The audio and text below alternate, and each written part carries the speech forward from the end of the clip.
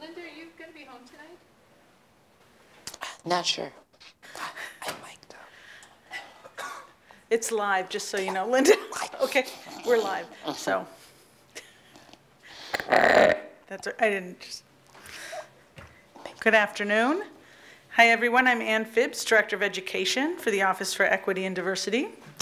Welcome to 25 years after the Americans with Disabilities Act, Public Policy, Personal Attitudes, and Social Change. Our seventh and final conversation in this year's Critical Conversations about Diversity and Justice series. The Critical Conversation series is co-sponsored by the University Libraries. The libraries have developed a list of further academic resources on each of our Critical Conversation topics, which you can link to on our Critical Conversations webpage. I know Megan Kocher is here from the libraries, who was responsible for putting those materials together, so I want to thank her. We are now finishing up our fourth year of offering these conversations, and we're excited to continue offering live streaming so that you can watch via our website in real time or at a later date, since they will be archived on our Critical Conversations webpage. And we're excited that once again, the School of Public Health Student Senate is hosting a viewing of this conversation at their East Bank location. So greetings to you folks watching from there. We've also added an opportunity for you to provide feedback on this series. If you signed in, we'll email you a link to an online evaluation, or you may access that link again on the Critical Conversations webpage. As with all of our conversations, we'll start with some discussion among our panelists and moderator, and then move out for Q&A with the audience. I'm pleased to introduce our moderator for today's conversation, Linda Walford. Linda is a manager in student access at the Disability Resource Center here at the University of Minnesota, where she has worked for close to 9 years. Prior to this, Linda worked as Director of Diversity and Consumer Quality Initiatives at Courage Center. She served at the Minnesota Department of Human Services for 6 years, doing policy work around various disability issues. And prior to that, she worked again in disability services at the University of Minnesota. I think to say Linda is a well-known local, statewide, and national disability rights activist is putting it mildly. I think she really is a force for disability rights. And I just want to say personally, as someone who has done a tremendous amount of educational work with Linda, I've rarely seen anyone who has the ability to reach out to an audience, particularly an audience of folks who don't know a lot about disabilities, and really reach people and make these issues real and important to them. She is truly a gifted trainer, and I feel very fortunate to work with her. So with that, I'd like to introduce Linda Walford. Thank you, Ann, and the feeling is mutual. And welcome, everybody, to today's discussion on 25 years after the Americans with Disabilities Act. I didn't plan to start this way, but given the events in the last 24 hours of the loss of one of our most significant, probably well-known community members, Prince. And as you see, I'm wearing my little purple patch here that my colleague brought in. I just wanted to acknowledge the passing, and also to say there is a tie-in with disability here, because I saw him interviewed not so many years ago. And in this interview, he actually talked about experiencing epilepsy when he was a child, and that's what steered him into the music business, because children harassed him a lot when he was in school as an elementary student. And I would like to think that these things don't continue to happen to other people, but I also think that there's reasons for everything. And so I just want to acknowledge the contributions and to say that he was one of us. So anyway, with that, I will move on to introducing our panel of people here that are experts in the field of disability, and I'm anxious to hear about their perspectives. So, and I want to thank them for joining us, because I know they are all extremely busy people, right? So anyway, I'm going to introduce them in the order they are going to speak, and we will start with Justin, to my left here. Justin Page is a staff attorney with the Mid-Minnesotan Legal Aid Minnesota Disability Law Center. His practice focuses on disability access and discrimination litigation. He has successfully represented individuals with disabilities in a wide range of disability-related cases involving public accommodations and governmental entities. Prior to joining the Minnesota Disability Law Center, he was a law clerk for Judge Pamela Alexander, 4th District, Judicial District of Minnesota, and also worked as a legislative aide for the late U.S. Senator Paul Wellstone. So, Justin is going to be our first speaker, but I'm just going to go and read everyone's bio, I think, and then we'll go down the line. But I'm going to read them in order they're going to speak.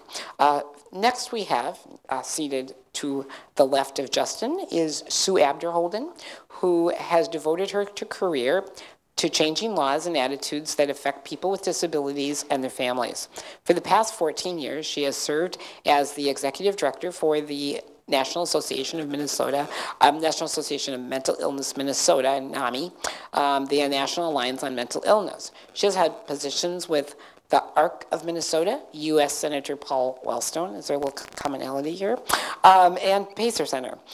Sue has a BA in political science from Macalester College and a master's degree in public health administration from the University of Minnesota. Sue was on the White House laws when the ADA was signed into was on the White House lawn. I'm so busy talking about laws here. When the ADA was signed into law. A fervent believer in the power of personal stories, she has presented at national conferences and to numerous groups in Minnesota on grassroots lobbying and coalition building. Ms. Abderholden has received numerous awards for her advocacy, including the National Council for Behavioral Health 2013 Advocacy Leadership Award and the 2013 Gaylord Anderson Leadership Award from the U of M School of Public Health. So right here of our own. And I have seen Sue present numerous times, and she's phenomenal. So next we have, thirdly, to her left, is Margot Imdick Cross, who's had the title of Accessibility Specialist since 1987 with the Minnesota State Council on Disability, where she has worked for over 28 years. In this capacity, Ms. Cross, a certified access specialist and wheelchair user, provides technical assistance, training, and community insight on state and federal access requirements, emergency preparedness, civil rights issues, and disability awareness. Margot has worked closely with the Minnesota Homeland Security and Emergency Management staff for over a decade in the development of emergency preparedness, educational and training materials for planners, managers, responders, and people with disabilities. In the area of access, Margot has provided technical assistance on a range of significant projects, including the state capitol renovation, Target Field, the U.S. Bank Stadium, the Saints Ballpark, the new Senate office building, and the Target Center renovations. Ms. Cross has served on a number of boards and councils. Most notably, Margot served as a Minneapolis Civil Rights Commissioner for 11 years, served on the Board of Directors of Access Press for 7 years, and served as a member and chair of the Minneapolis Advisory Committee on People with Disabilities for 20 years. Margot was also the first recipient of the Charlie Smith Award, the editor of Access Press, the late editor. Anyway, and I won't tell any stories about Margot because she's bribing me today. So, including her her age. So anyway, then next we have a friend of mine, Sue Minder, who I've known for also a long time, and we've done training together. Sue is a senior access consultant in the office where I work with the Disability Resource Center here at the University of Minnesota Twin Cities campus. In her current role, she works closely with the law school. See, law keeps coming up here, on developing an equitable process for determining reasonable accommodations. She also serves undergraduate and supporting graduate students and partners with them on academic access. Other responsibilities include serving as the primary DRC consultant with the Learning Abroad Center on campus to collaborate with them on determining and implementing disability access for study abroad programs. And she also serves as a liaison to the Women's Center, the LGBTA Programs Office, and the Multicultural Center for Academic Excellence.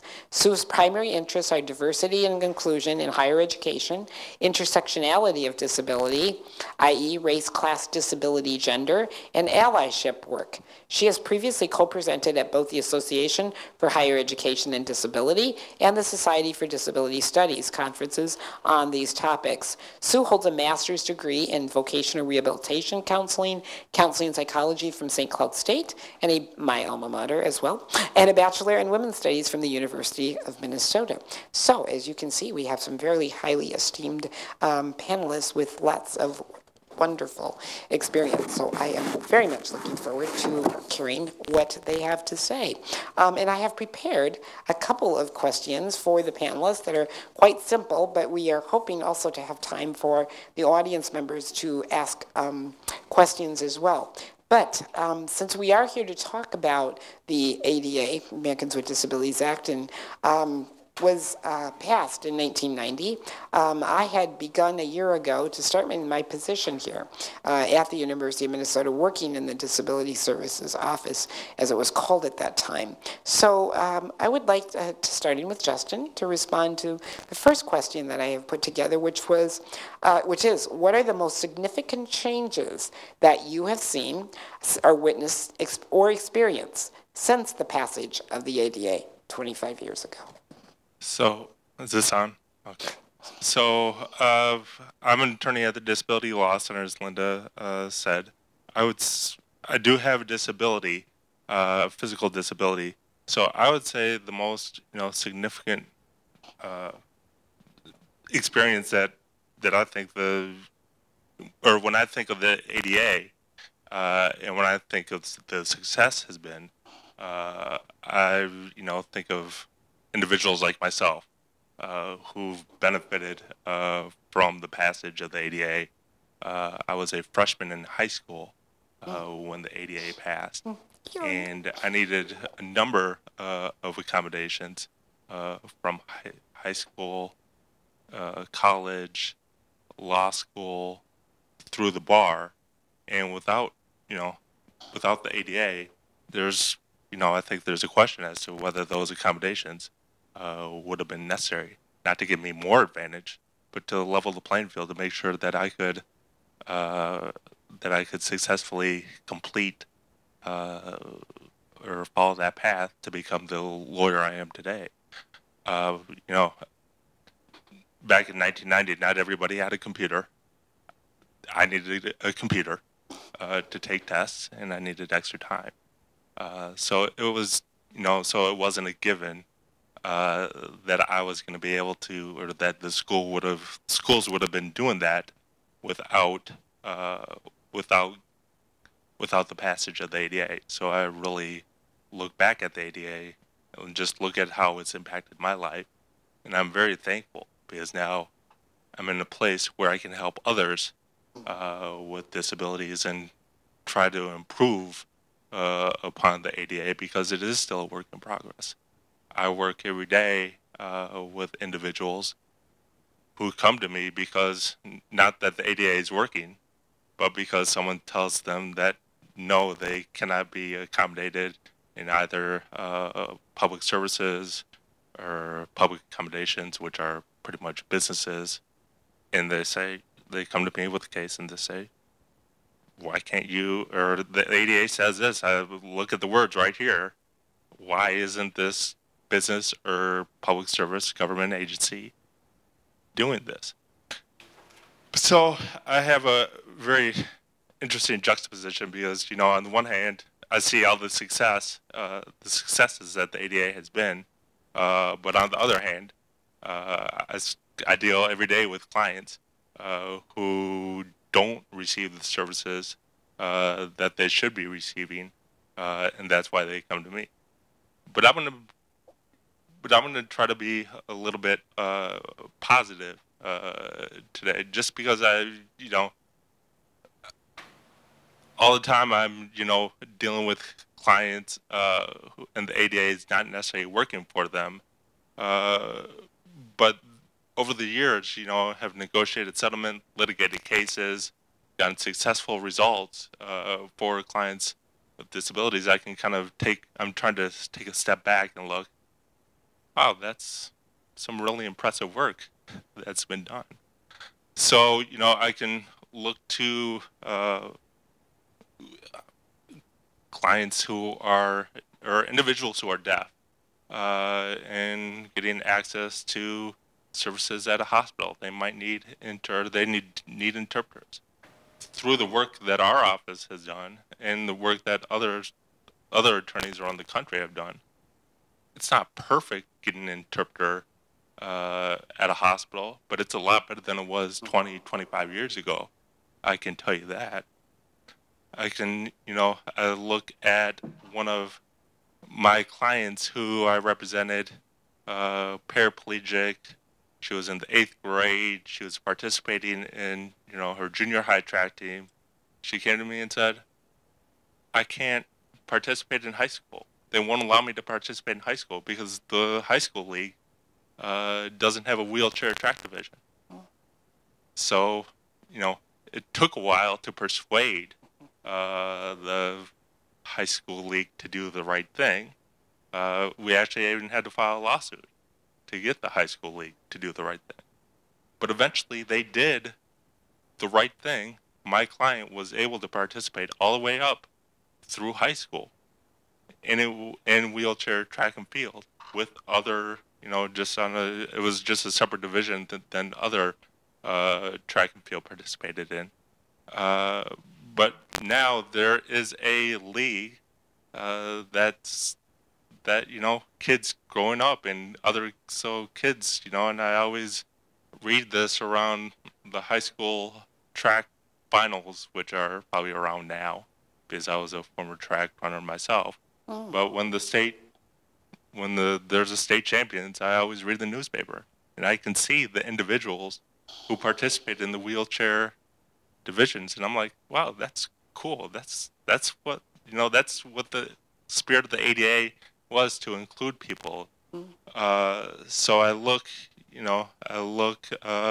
to kids with diabetes and epilepsy in daycare situations, and that's everything's not perfect, but there's been a lot of progress made. So there's just a number of areas where progress has been made.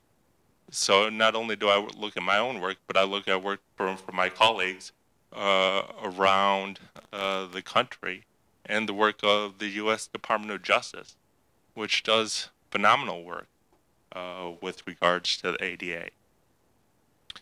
And there's a ton of, I just told you a sliver of the work I've done, the success stories I've had for clients.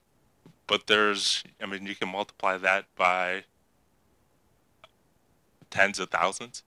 But the best success stories, I would say, are the success stories like mine. Growing up, I never had to go see a lawyer to get an accommodation. Not everybody has to go. You go see a lawyer when things break down. But things don't always break down.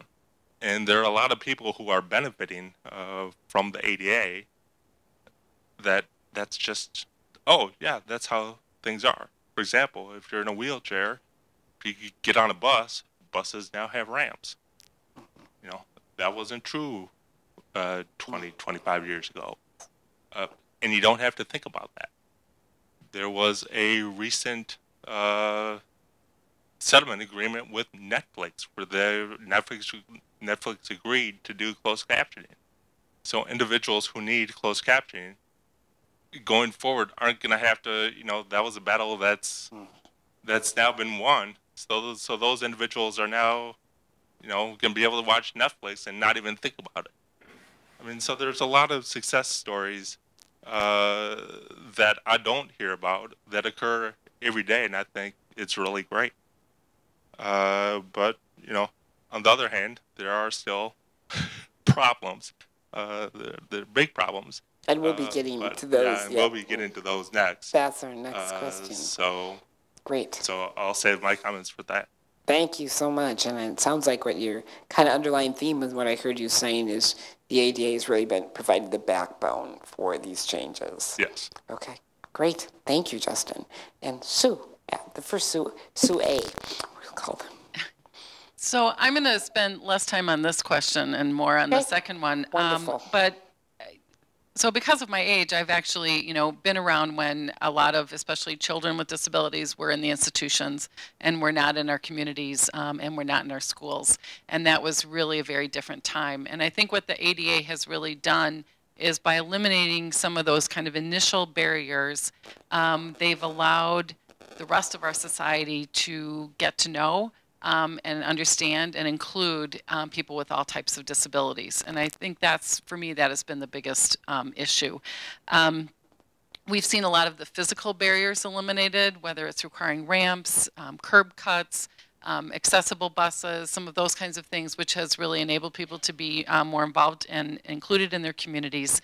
And I think the other thing that's happened as a part of this, and not that it's perfect, and I know Marco will talk about that on the second question, but we've also seen the benefits for the entire community. I don't think people realized how beneficial curb cuts could be if you have a baby stroller or if you're elderly and you have a walker.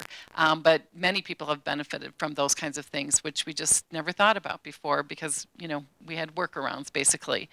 I would also say that we have not been as good when it comes to people with mental illnesses and disabilities that are more are not visible, and I'll talk about that in the second question.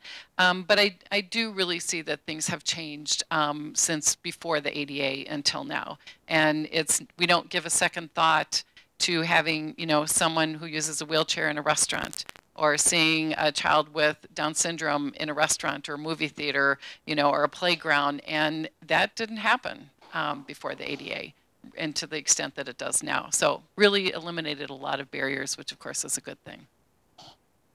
Okay, Margot. And I'm going to build on that barrier idea here. In order to fully understand and appreciate the progress that we've made in the area of building access, program access, and transportation access, we really need to understand how dismal life was prior to the ADA for somebody with a mobility disability. There were no curb cuts, none. I've been a wheelchair user for a long time, since I was injured in a farming accident when I was 2 years old. And so I grew up using a chair. I grew up in small town environment. I grew up in a city environment, and there were no curb cuts. We relied on alley entrances. So we got onto the sidewalk by figuring out where the alleys were and using them as a network of access. And that meant having to weave in and out of traffic. Okay? There were very few accessible entrances. A lot of restaurants, a lot of stores had at least one step, if not more. So asking for help, asking for assistance to get in and out of these buildings was a regular occurrence. Disability parking was virtually unheard of. But when you did find it, it was small, and there was no signage requirement.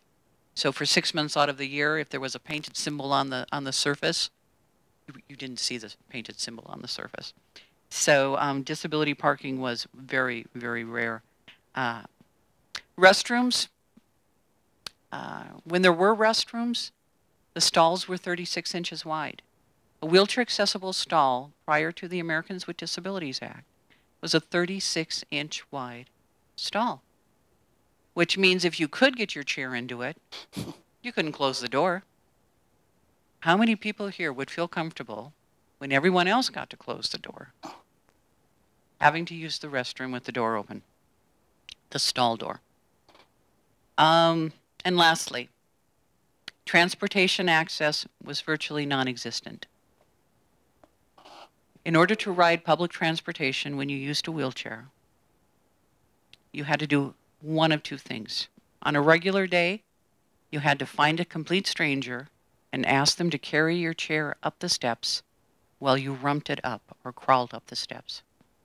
On a good day, somebody offered to pull you up the steps while you were sitting in the chair.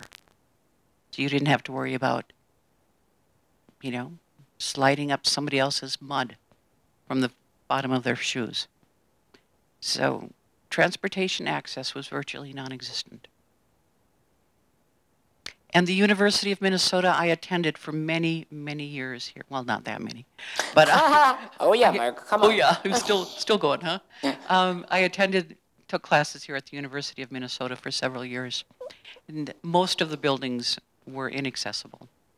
Now that actually turned out to be a kind of a good thing, bad thing, because I usually pick some really cute guys to help me up the steps.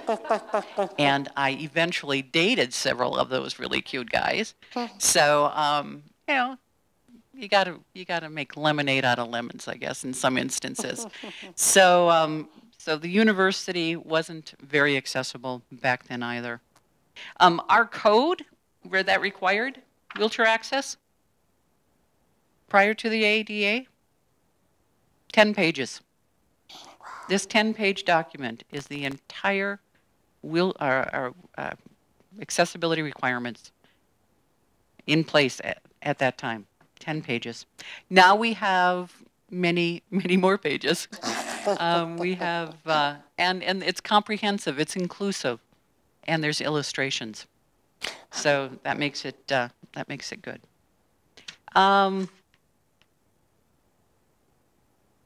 Access, we're seeing a lot more access in areas where there's a lot of new construction, because clearly it's required in new construction. Structural renovation is required to be accessible. That's why you'll find an inaccessible restroom on the third floor, or excuse me, an accessible restroom on the third floor of an inaccessible building, is because they've obviously made some upgrades and some structural changes, and they were required to make it accessible. So renovation, structural renovation, new construction, that all requires access. So wherever you find that taking place, you're going to find a more accessible environment, physical access. We're finding that in a lot of smaller towns in rural Minnesota where there's not a lot of construction, and there hasn't been for some time, and the communities might actually be getting smaller. We're finding that that there's really a lot of barriers still exist, and a lot of attention needs to be paid to those communities, because folks who are older, folks who are aging baby boomers, acquire disabilities with age. And many of these smaller communities consist, not exclusively, but in a great percentage of people are getting older and acquiring those disabilities and need access. And so we really need to be vigilant to that. I think that businesses need to take more actions to become greater, to become more accessible. There's been a lot of lawsuits lately in the state regarding readily achievable barrier removal, and I think businesses need to know that they have obligations, and they've had them for the last 23 years. They went into effect 2 years after the ADA was signed into law. And I don't know how far into the weeds you want me to go with that, Linda. As far as you would like, Margot. As far as I would like. You got it. There are several attorneys in the state now that that are taking these issues to court. And I guess what people need to really ask themselves is, how long does the disability community have to wait? How long do we have to wait for access?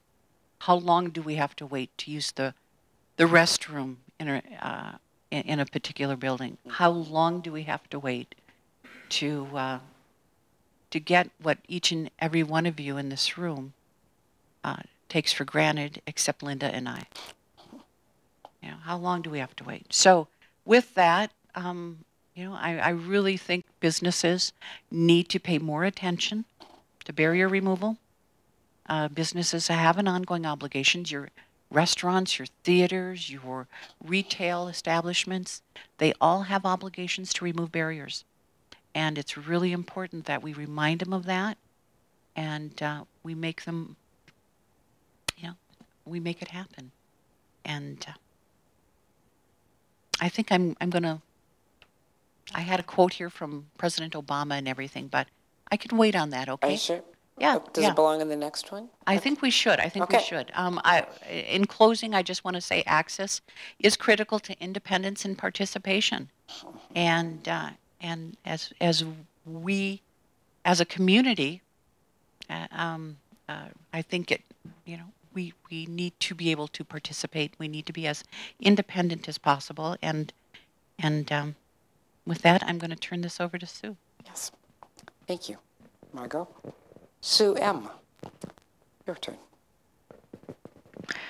All right, well, I'm going to switch gears just a little bit. I do think that the ADA was landmark in when it was signed into law in introducing access. But when I think about social change, we have in the title of the presentation, public policy and personal attitudes, and I want to add social attitudes into those two categories, because I think social change really involves those three things, many others too, but it's not like those three things cover social change and that's it, right?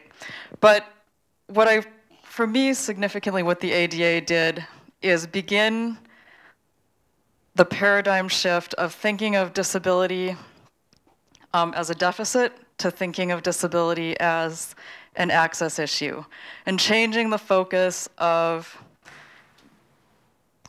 changing the person. So we're changing the focus from needing to cure the person to needing to change external environments. I'm totally blind. I've not always been totally blind. I lost the last of my sight when I was 17 and in high school. And I can tell you that access today is miles ahead of what it used to be when I was in high school. I think that there are challenges and things that we need to do in moving forward. But when I started high school, it was 1985, and I wanted to join the swim team. And the response was, well, the swim team is very competitive, and you wouldn't really be able to do that. And because there was no ADA, I didn't really have a recourse.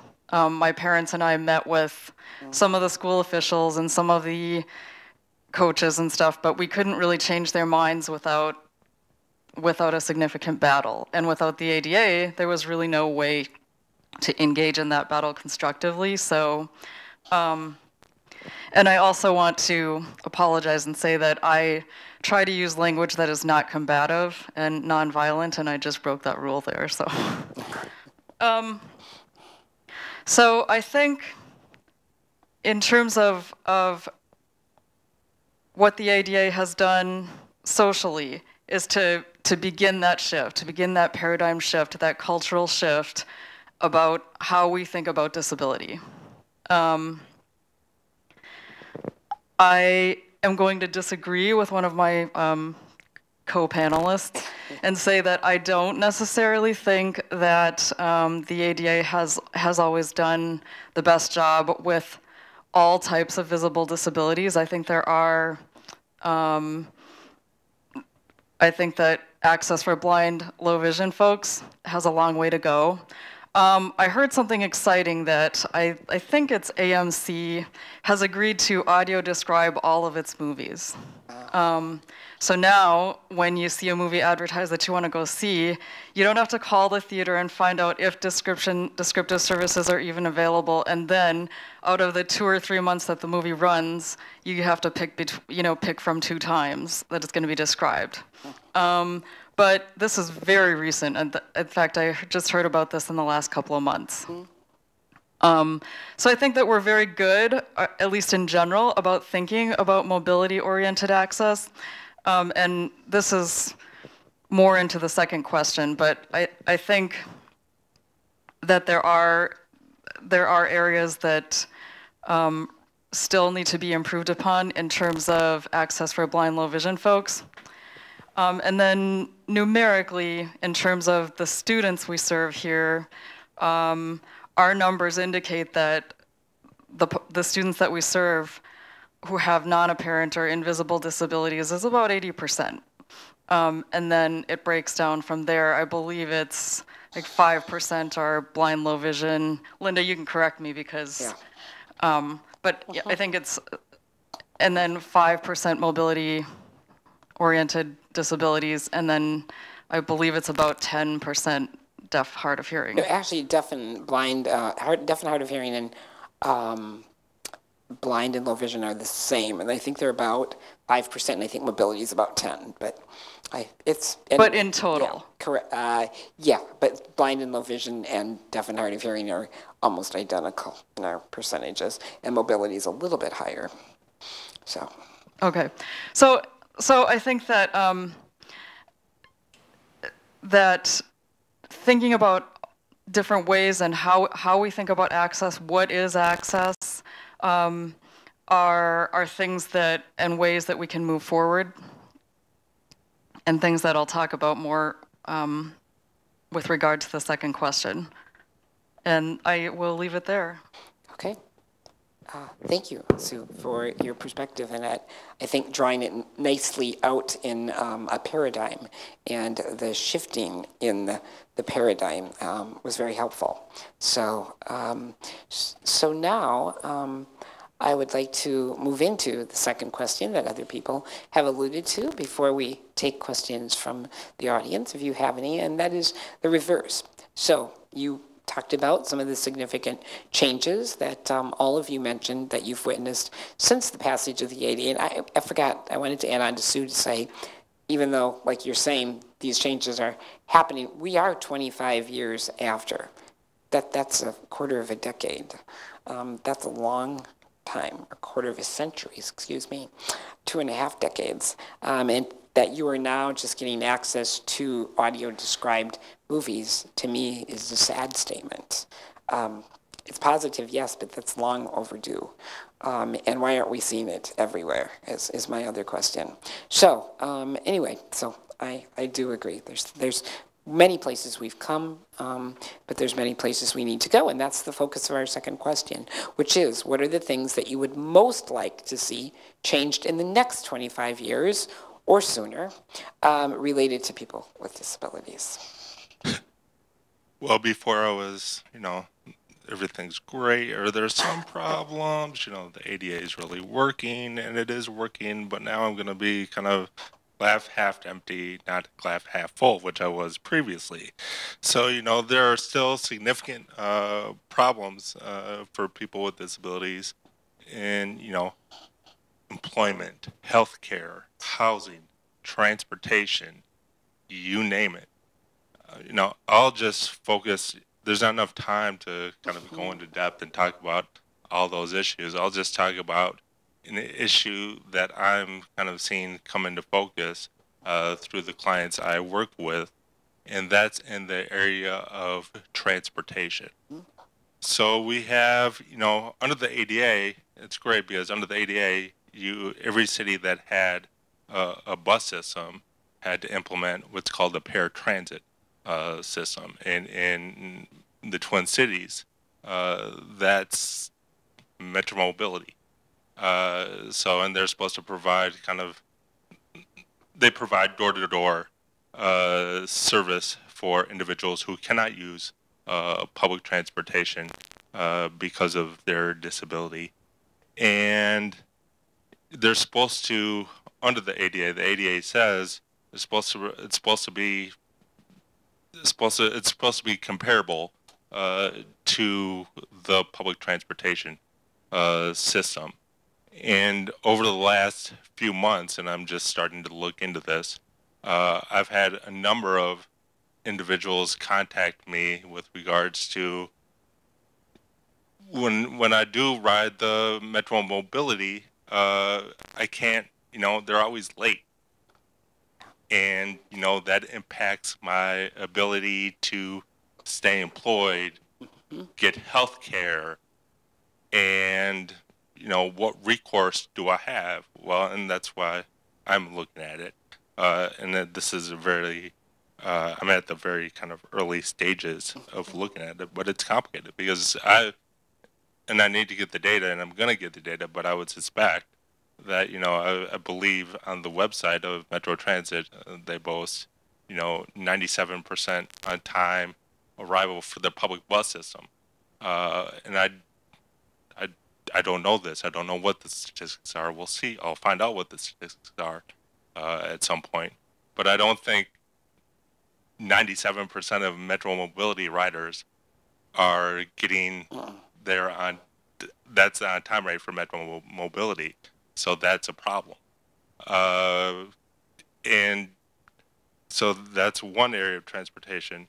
Another area of transportation that we've seen recently due to technology, which has been helpful in so many ways, but is Uber and Lyft. Are folks familiar with Uber and Lyft, the ride-sharing transportation services? You get out your smartphone, dial them up, and then, a few minutes later, an Uber or Lyft driver will pick you up.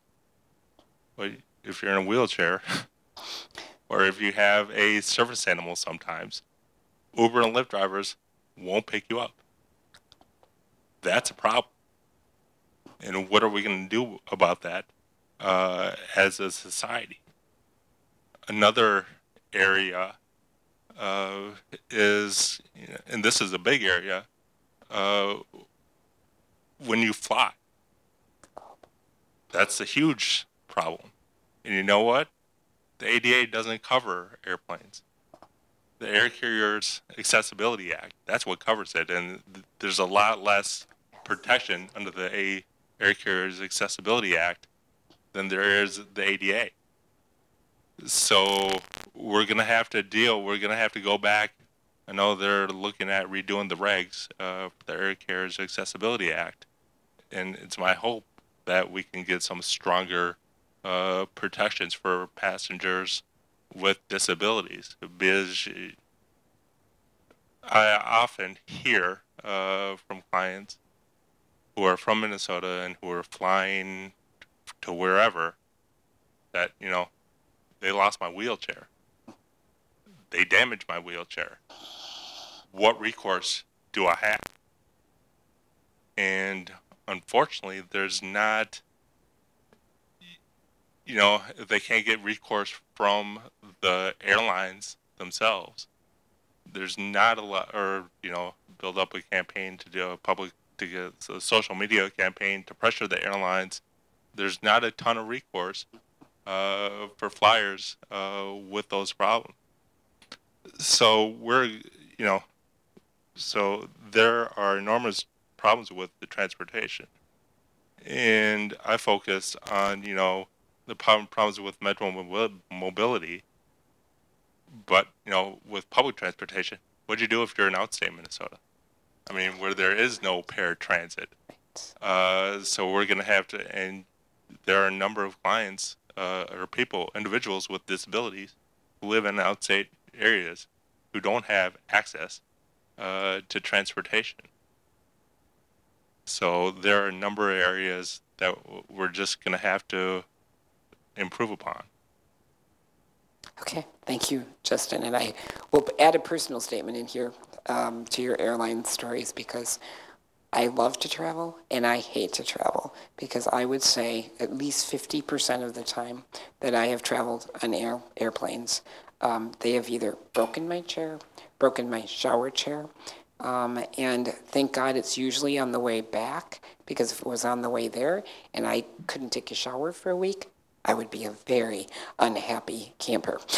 So anyway, but I can echo that, and that I always keep asking, why is it? Why is it that we have not gone there yet with the airlines? We have touched every large entity, including Greyhound, which was one of the big opposition and greatest opposition of the ADA was Greyhound, and we finally got them to come around, or forced them, I guess is a better term, but yet we have not yet touched the airlines. And we've given them huge sums of money to bail them out, and yet they are the one area that we can't touch and have to be lifted out of our chairs to travel, which is very difficult for some of us to do, and then they do damage our equipment on top of it all. So it makes traveling very, very difficult. That's something that should be enjoyable and a happy thing, turns into be a nightmare for many, myself and many others that I know and have witnessed. So thank you for bringing that up. So, okay, Sue, what things would you most like to see change in the next 25 years, or hopefully sooner? Well, one of the things that people forget is that actually when the ADA was on the Senate floor, we actually had 3 senators, including Senator Helms, who wanted to make sure that people with mental illnesses were excluded from the Americans with Disabilities Act. He didn't want people with schizophrenia or psychotic disorders or bipolar disorder to have those same protections. And thanks to people like Senator Kennedy and actually Senator Domenici, who has an adult child who lives with schizophrenia, their actions on the Senate floor helped make sure that it was included.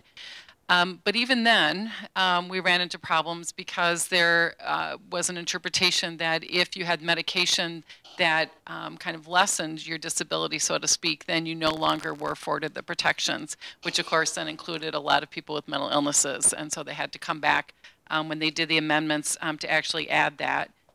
The EEOC actually issued a publication back in 1997, because there was a lot of misinterpretation about how people with mental illnesses were covered, and they kind of added to what daily activities were, and small businesses they were just really upset by this, because things like sleeping were in there. Well, if you have bipolar disorder, sleeping might be a problem. If you have depression, sleeping might be a problem and really, interfere with your ability to do well. Concentrating, getting along with people, all of those things. And so we've really seen a lot of backlash in terms of how people with mental illnesses are afforded the rights under the Americans with Disabilities Act. I want to go through just some of the major issues. Employment. So we really wanted the ADA to really help in terms of people getting jobs. We've had real problems for people with mental illnesses. The first one being that you have to disclose. And because of the stigma surrounding mental illnesses, people are very reluctant to disclose that that's what they have, because they're afraid that they will get fired, or they'll be, not have promotions and things like that. The other thing we see is that most employers, and we've been doing some work around this the last couple of years, have absolutely no idea what an accommodation is for mental illness. I mean, they just stare at me like, well, what would the accommodation be for serious depression or for schizophrenia? And so we have to go through the things, or even ADHD. You have to think about fluorescent lights, and that the noise for someone with an ADHD could really be distracting enough that they can't concentrate on their work. You might need someone who has a more flexible work schedule, especially getting up in the morning. Some medications make it very difficult to do that. Headphones to block out the noise so that you can concentrate better. Even allowing water at your workstation, because some of the medications give you dry mouth, which is very problematic, or even just more frequent breaks so that you can take a walk, get the endorphins going in your brain. But most employers have no idea. And I don't believe that there's ever been a lawsuit won by someone with a mental illness under the ADA underemployment. The other part that's burdensome for us is that under reasonable accommodations, they talk about how it can't be an undue burden, but they also say that it cannot pose a direct threat to the health or safety of other individuals in the workplace. So since our society often links mental illnesses and violence together, we have had people who have they've been hospitalized for their mental illness, and then they're told they can't come back till they can prove they're not going to shoot up their fellow employees. Direct words, seriously. And of course, there's no psychiatrist or psychologist or mental health professional who's going to sign anything like that. And so they use that phrase to continue the discrimination against people with mental illness. And I just will say that the unemployment rate for people with mental illnesses who are using social services in Minnesota is 85% unemployed. So it is a huge issue. And what's particularly troubling is that employment is actually an evidence-based practice, meaning that you get better if you have a job. We all need a reason to get up in the morning, and if you're sitting in your apartment drinking coffee, smoking cigarettes, and watching daytime TV, you will never get better. So it's really important that we figure out how the ADA can protect people with mental illnesses. Under transportation, we have fought with the non-emergency medical transportation in Minnesota about why some people with a mental illness cannot take regular transportation. They look at them and they say, well, you know, you can walk, you can talk, you can go upstairs, you can do all those things, so why can't you take regular transportation?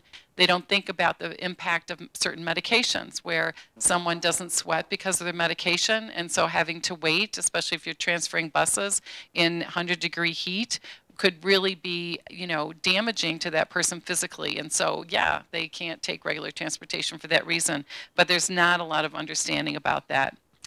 Healthcare has been particularly problematic.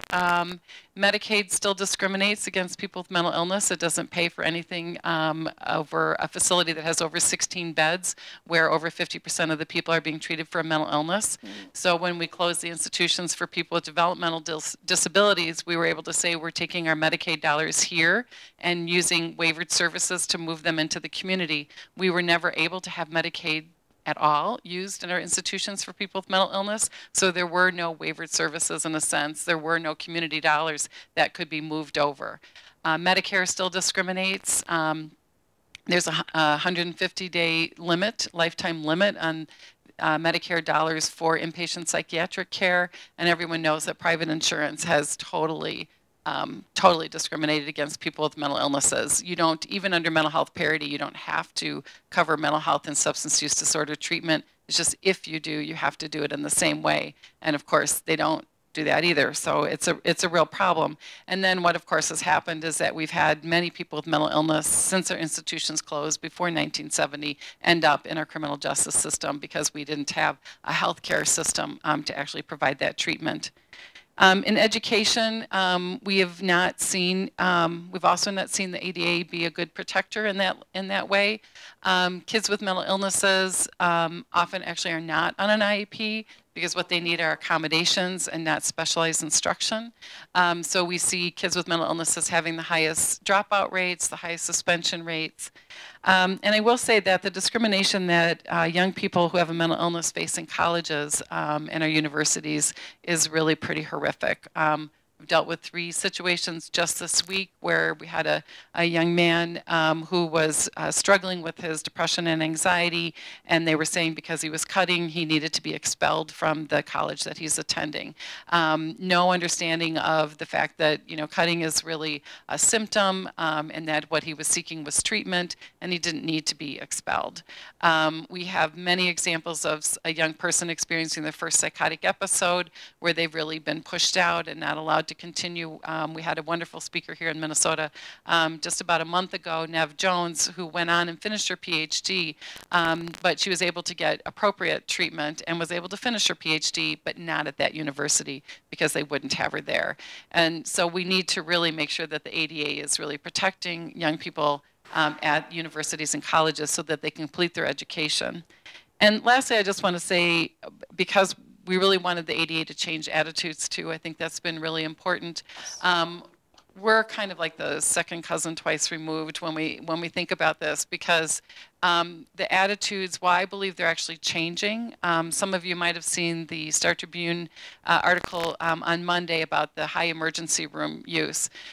One of the things that, of course, they didn't put in perspective is that emergency use overall is higher in our country because people now have insurance, but they don't have, there's not convenient times to get care. So we do have more people going to the emergency room. But that data also included people with substance use disorders. And it's actually higher for people with substance use disorders right now than people with mental illness. But when we look at that, what people jump to immediately is we don't want, you know, we don't want to have a mental illness. We don't want to say that that's what we have. But I actually think because public attitudes are changing a little bit, we're actually seeing more people seek treatment. So we're not trying to serve the same number of people that we did back in 2000. We're actually trying to serve more people. We have increased the services in Minnesota greatly since 2007, and yet we still can't keep up with the need. So I think the attitudes are changing a little bit. I think acceptance, though, is still not there. What we hear over and over, including from young adults who are experiencing their first very serious mental illness, is that they have no friends, that no one reaches out to them. People avoid them like the plague, and they don't know how to kind of maneuver through this kind of legal system that should be protecting them. Okay, thank you, Sue. And I would like to say to you that what you have said is supported right here with our own research that just shows that we went up from 1 in 4 students identifying as having a mental health condition to 1 in 3 of our students. And we have seen a significant increase in our office so that approximately 50% of the, looks like 2,500 students that we're going to be serving this year identify mental health as their primary condition. So I just want to support what you're saying by the numbers that we're seeing here in education, and that there's a lot of stigma and a lot of reluctance, even with the people that we do serve in our office, to come in to get those services because of the stigma surrounding it. So thank you for talking about that, and I want to support you in what you have said, and that that's exactly what we're seeing here. So, okay, Margot. What kind of changes would I like to see in the next 25 years? Or sooner. Or sooner. I know how patient you are. Sooner, yes. Although we've made some progress, we still have much, much more progress to make. And because I'm here to represent physical access issues, clearly we need to see more access. We need to see more access in existing buildings, and we need to create a working standard in Minnesota where we exceed the minimums established in code. We need to exceed them because people rarely understand that what's in code is the least you can do and still be legal. It's the least you can do. Okay? We need to build on that. That needs to be the launching point. We need to create more access and not just settle for the standards and code to say, this is all we have to do. I often tell architects and design folks that if you use the minimum standards, you're going to have minimal accessibility. It's just, so it's important that we create a working standard in Minnesota, across the country, that exceeds what we have in code. Transportation access, as Justin was saying, there are entire counties that have no accessible form of transportation. Entire counties in the state of Minnesota. So what in the world are people doing to get around? They're becoming increasingly isolated. If they can catch a ride, they many times do. But I do presentations all over the state, and I know for a fact in many parts of rural Minnesota, folks who shouldn't be driving are, because they still need to get to the grocery store. They still need to get to the doctor's appointments. They still need to get into town to conduct business. So people who maybe should have surrendered their license years ago are still on the road. And we're forcing that to happen because there's no backup plan. There's no other option if they can't, if there's no system in place. What I would like to see, wonderfully accessible websites. Okay, wouldn't that be nice? I think we can ask our attorney friend here how many suits there have been in the last couple of years for inaccessible websites. You're going to see more of those because it's critically important that website access be achieved. For people with low vision, digital access is critical. How much of us do our banking, or buy our goods over the website? So website access is critically important. And to build on what Sue was saying, greater employment. I'd like to see folks with disabilities employed. You know, I often say that folks with disabilities, we're probably one of the most highly trained and educated protected classes in this country. If you look at all the money that's poured into our education and training, but we have one of the highest unemployment rates in the country. So as far as I'm concerned, it's not a matter of whether we can do the job.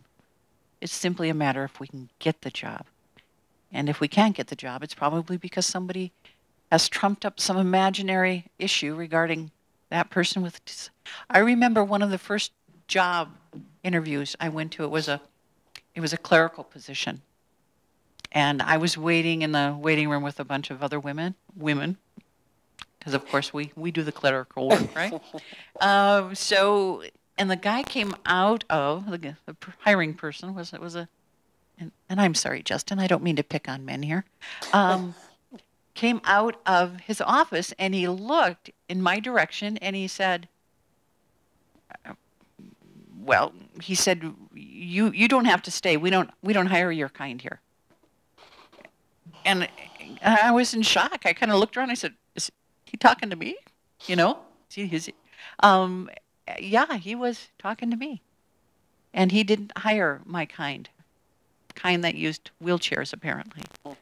But that, you know, maybe we're not that blunt anymore, but those types of employment, you know, decisions are being made every day towards people with disabilities based on what?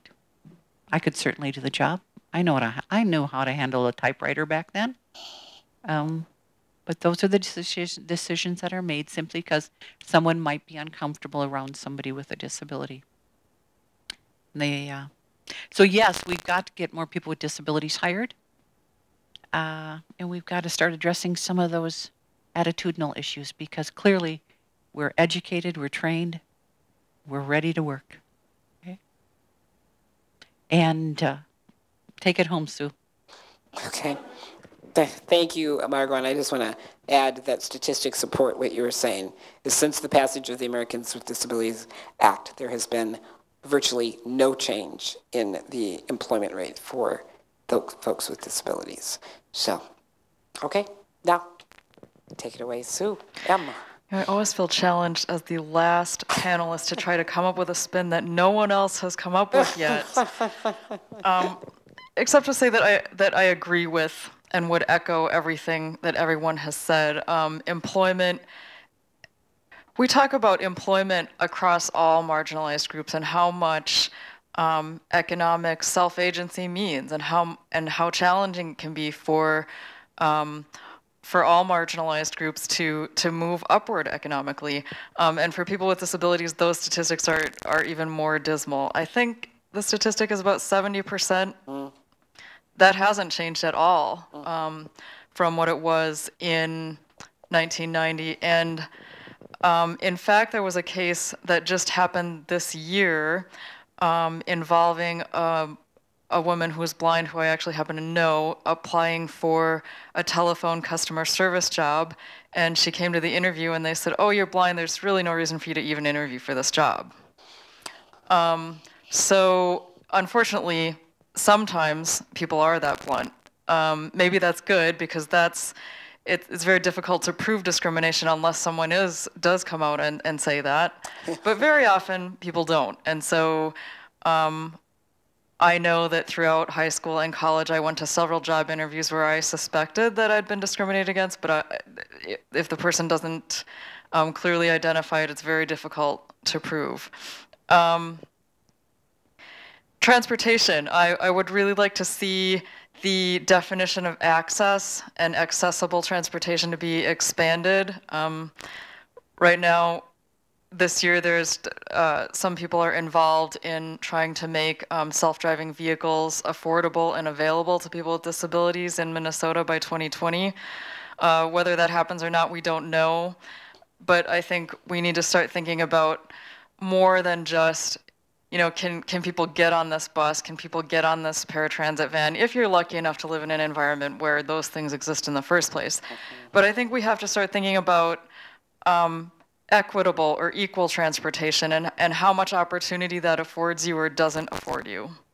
Because if it takes you an hour to go somewhere on a bus, that's going to limit your access to employment, to housing. It certainly dictates where you can live or can't live.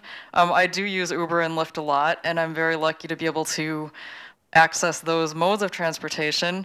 But right now, from where I live, it costs me about $4 or $5 to get to work. If I lived in Roseville, it would cost me more like $15 to get to work. If I can take Metro Mobility, but they can be 30 minutes late, but they're on time. How many of you can tell your job, well, I'm on time as long as I'm there 30 minutes after the time I'm supposed to start? That's on time, right? So I think that expanding upon the definition of what does accessible transportation mean? What kind of access is this? Is this the bare minimum, or is this the optimum? Is this the best we can do? And do we want to keep improving it to make it so that it really affords meaningful opportunity for people, not just can we get on? I mean, it didn't mean a whole lot to people of color when, sure, they could be on the bus, but they had to be at the back. And so I think we have to start pushing the boundaries a little more, pushing how we think about these things. And I mean people with disabilities as well as non-disabled allies. I think we have to start being willing to do that. Education, in general, I feel that we have made great strides in education. But because of the dismal employment statistics, sometimes right now I feel like, well, so are we educating people with disabilities to their couch? And are we willing to be more innovative about what kinds of jobs, how to accommodate people in the job? And not thinking about, can the person do the job? Because most of the time they can, but expanding upon how can we make this job, how can we accommodate this person on this job? I think we really have to start pushing on that more. And then attitudes. That's unfortunately something we can't legislate. And so I would love to see changes in fear and stigma toward people with disabilities change in the next 25 years, or tomorrow, if you can make that happen. But Sue has talked about the stigma and fear around mental illness, and that is true for people with most kinds of disabilities. There's a group called Theater by the Blind who operates out of New York, and they travel all over the country, and it's a artist conglomeration of sighted and blind actors and actresses. And they post statistics on their website about people who are blind specifically. So I don't mean to say that it should be limited to people who are blind, but this is where I have the most knowledge. And going blind is consistently among people's top 10 fears. And many, many people say, 1 out of 10 people say, in fact, that they would rather have cancer than go blind. And I want us to start thinking beyond that, and how can we help move our society through this fear to something that's more accepting, more welcoming, that destigmatizes disability. And I have a lot of ideas about what needs to happen, but I think one of the things that I thought about a lot before this panel is, as a community, we are largely disenfranchised still. And I was talking to a colleague about this because I was trying to think of the things that I'd like to see changed over the next 25 years. And some of those things are very obvious access pieces or inclusion pieces, but I really would like to see our community become more unified so that we're not sitting here talking about, well, I really don't think it was that we've done a good job with this disability group or this disability group. And there has been some of that, but I think that in order for us to really unify and start a stronger movement that's more together based, for lack of a better way of putting it, I think we really, each one of us, need to individually and collaboratively think about our privileges and think about our oppressions, and make that a work in progress, something that we work on every day. So for me, I need to think and reflect on and be willing to make mistakes and be vulnerable about what it means to be a college-educated, middle-class professional, and how does that help me move through the world, as opposed to someone with a disability who doesn't have access to those privileges. And I feel like we really need to unpack our privileges and be willing to walk hand in hand with them for a while, and be willing to acknowledge them, even if those conversations are uncomfortable.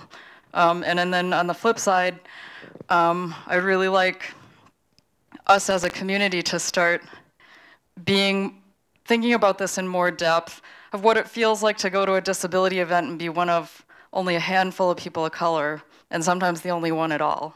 And I think that being willing to have those conversations around intersectionality and how the society we live in can sometimes be very wounding for all of us will help us to unify. And those are the things that, kind of the main things I'd like to see happen over the next 25 years. Thank you, Sue, and you certainly managed to bat cleanup in a wonderful way. So good kudos to you, and I echo your wish for us to all become a much more unified community, because that can only lead to greater power. Because I think one of the things that, in answering the second question, is we are not there yet. We are not there as a community, and that we have to unify in order to make more changes, as we have all acknowledged that there need to be made. So with that, I would like to take any questions. Yes, so yes, Pia. Hi, Pia. Yeah, and you have a question. I saw you had your hand up. Not anymore. Okay. Okay, sorry, Pia. Okay, does someone have a question that they would like to direct to one or all of the panelists? Okay. Good job. Thank you. Hello. Sue from NAMI. You had said that, I'm sorry for getting stuck on a specific moment in your talk. Thank you for speaking. But you had mentioned that, given the stigma associated with having a mental illness, your clients are reluctant to identify in order to request accommodations. And in that reality, my thought of the answer would be a universal design approach. But how do you achieve accommodations in a universal design approach for mental health?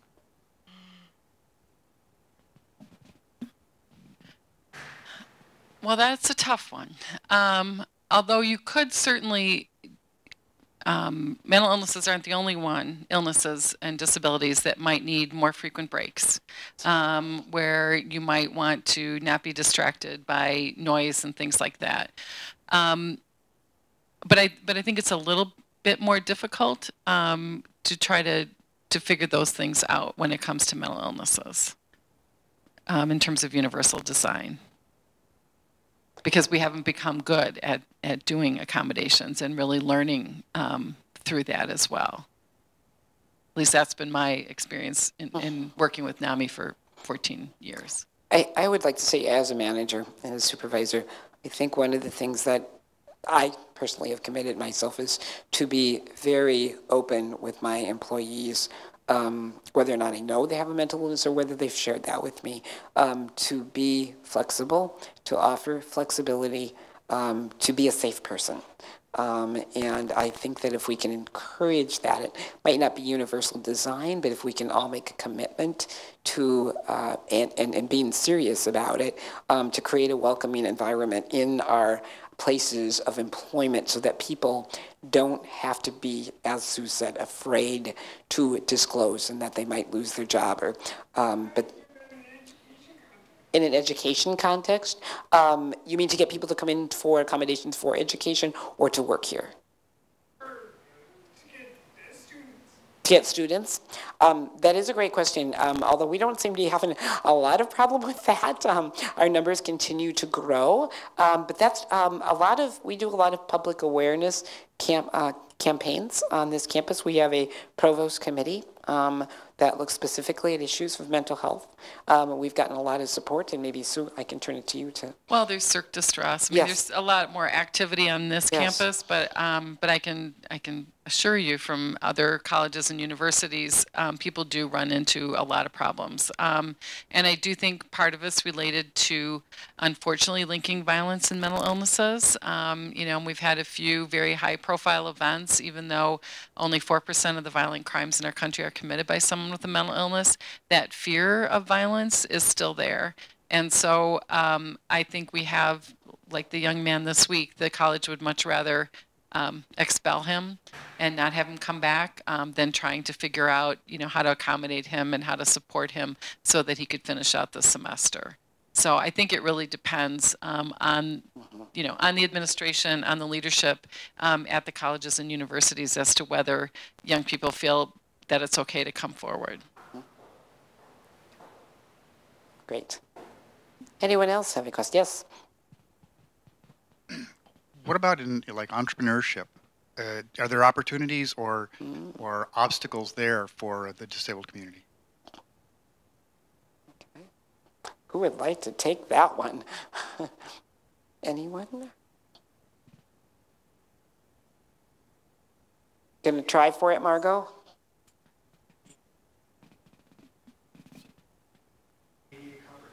Oh. I'd have to look into that. You know, I could research that, and then we could do this again, and you could be right there in the audience and ask that question all over again. You know, it really is what I have, and I'm speaking purely from my own experience of people calling me and saying this is a problem or that's a problem, but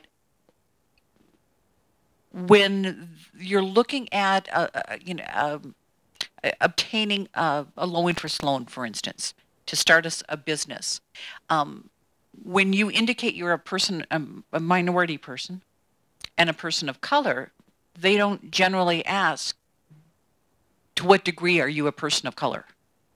You know, but what we have found historically is that they want to know to what degree you are a person with a disability. And in fact, they want to close that, make that so tight, that definition, so that the money, you know, that they're sure to get.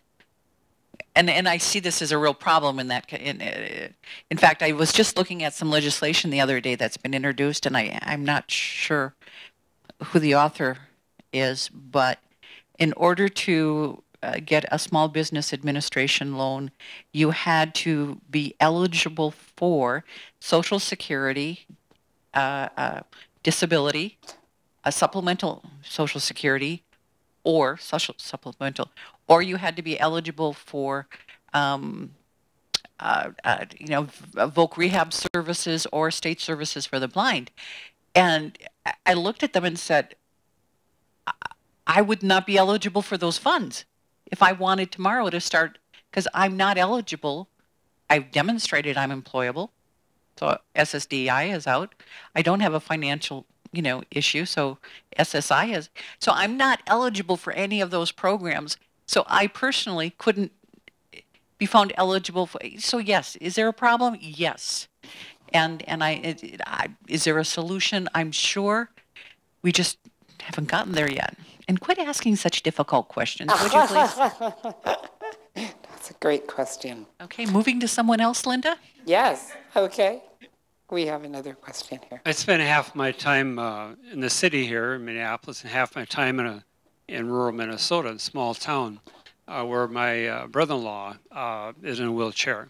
And there's something that I've kind of noticed a difference between a metro area and outstate, and it could be total anecdotal kind of observation. But generally speaking, in a small town, we kind of know who has various disabilities. We also kind of know their employment situation or their mobility issue or access. And so the community kind of, in a very haphazard way, pitches in. So my brother, when they know that he's getting a little, short on groceries, hey, I'm running to town next week. Do you want a ride or do you need something like that? There's just an awareness of it. Whereas down here in an urban area, I would suspect that unless it's a family member, that kind of friendly support group just isn't there. Whereas in rural area, they're part of the family, the broader family. There's more assistance. Do you notice that or not? Well, actually, Linda, is it okay if I? Yeah, okay. Absolutely. Actually, that's very European. That whole way of the community taking care of somebody who might have a disability seems to be real. Because I've met with international groups and talked to them about their level of access in their country. And I remember talking to a group of Norwegians once who said, "Oh no, we don't have these curb cuts. We just people are there to help us." And we look out for each other. And I said, well, what if you ran out of cigarettes at 2 a.m. and no, there would be somebody there to help me. You see, and I couldn't tolerate that. It's like, are you serious? Just put in the curb cut. I'll get it myself. But that's I don't know what I notice in small communities, and I'm not saying that what you're not. In those communities where they're not looking out for each other, we find a very high level of frustration by people who have disabilities who say it's got to get fixed, but I don't want to be the one to complain about it. I don't want to be the one identified as the troublemaker. I don't want to get a reputation for being the troublemaker. And so what I find is a lot of frustration in small communities where people say, I really want this to be more accessible, but I don't want to say anything to anybody because I might get a bad reputation for being, like I said, a troublemaker. And I think it's nice that folks are looking after each other and that's a really, but again, just put in the curb cuts. I'd rather do it myself. But then I'm kind of an unreal cuss. Justin. Sue. I was just gonna say, I think it really varies. I live in Minneapolis.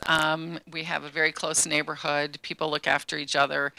So I think I don't think it's necessarily the city or the town. I think it's hard to make those kind of generalizations. I've lived in a small town. I didn't think there was a lot of support there. So I think it really just depends, personally, but. Yeah, so now I'll just agree with Sue and Margot. I think every situation is different and it just depends. I'll just leave you with this one kind of case example where a client, paraplegic in a small town, Minnesota, was using the road to get around the downtown area. He was using the road because there were no curb cuts. The police officer saw him, turned around, gave him a ticket for using the road, even though he had the right to be in the road. So, it's not always, small town, let me help you, let me see what I can. It's, sometimes it's good and sometimes it's not so great. Same thing in the cities. Very good. We have about 5 minutes left. We have one more. Maybe Sue, would you like to answer that question as a final? Just really quickly, I just wanted to add that, yes, it does vary everywhere, but I wanted to focus on just to emphasize how important it is, though, for me, and I'm sure you and people with disabilities to be able to go when they want to go. My partner Scott he can drive, and we drive together if it's practical. But we're in the process of looking for a new place to live right now. Well, we most likely won't move until next year, but one of the biggest caveats is it has to be in a place where I can take cabs for a reasonable price, and I can go to the grocery store, and I can meet my friends, and I can go to work, and I don't have to ask him, will you drive me or can you drive me, because I don't want to be dependent on if it works with his schedule. And he's agreed to that, so go figure. So I just want to emphasize how important it is to have self-determination in one's own life. It is for people without disabilities, and it certainly is for people with disabilities. Thank you, Sue. I think that is a very good way to wrap up the panel, is that there's never easy or one answer because of the diversity that exists, as we have heard today, in the disability community, where it's made up of people with many different types of disabilities, with people who are people of color, people from first generation immigrants, from GLBTQ folks, women, men with disabilities. Things really differ based on lots of things about identity. Small town, big city. That comes up. It comes up in terms of access to services. I know that in studies, many, many more people have migrated to the city. And I don't know that that's necessarily a choice, but rather because this is where the services are. That's why I moved from rural Minnesota, obviously, to college and then to the Twin Cities, because there were no opportunities for me to stay in a small town. That might be, that might be different if I were an older person and I was settled into a place where I felt like I had a community and my community supported me and I was okay with that. But people sometimes want to be able to have control over our own lives. And I think that's really the meaning of the ADA at its heart, is that it saw for the first time that people with disabilities, like other groups who have been given their civil rights before, the right to lead our own lives with as few barriers as possible, and that it was set up to intend to do just that. And yet here we are, 25 years later. Obviously, things have gotten better, a lot better. I think that many of us wouldn't be sitting in this room today if it weren't for the passage of the ADA. Justin, myself, Margot, and Sue probably all benefited or have benefited in some way from the ADA, but yet there is still so far to go. And I think that that's what I hope we will leave with, is the thought of what can we each do to make the dreams of what the ADA, what the dreams were, was to create a society where there wasn't discrimination towards people with disabilities, to creating one that eliminates the barriers that I think everyone here has in one way or another touched upon, are largely due to our attitudes. So with that, thank you for coming to today's forum, our critical conversation. For those of you watching, thank you for watching. And for those who will watch, thank you when you do watch. So thank you very much.